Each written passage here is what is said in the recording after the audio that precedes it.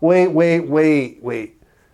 So the Rocky Knoll memory care residents fell less after receiving VibeTech treatments? How much less did they fall? 45%. Wow, that sounds like a lot. I know. Well, why did they fall so much less? It's because VibeTech discovered a way to deliver exercise without effort, making it simple for people with cognitive impairments and functional decline to experience gains never before thought possible. Nursing home residents living with Alzheimer's disease are twice as likely to fall as others.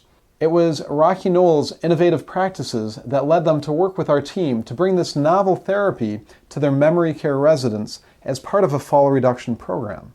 Not only did the residents fall less, nursing home staff members told us that the residents were in a better mood and they were happier and stronger. That's pretty incredible. Well, but why is this population so much more likely to fall? There are biological reasons why people fall, as well as conditions that make people more prone to fall, dementia being one of them. The 20% gain in strength we see in people immediately after treatment that I mentioned in episode 1 really helps prevent the knees from buckling in weaker individuals, and it allows for them to catch themselves if they begin to fall.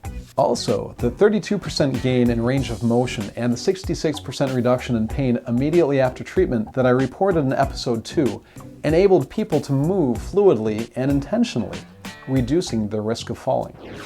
Join me next week as we kick off Series 2, the top 4 conditions that lead to falls, on A Series of Good Vibrations.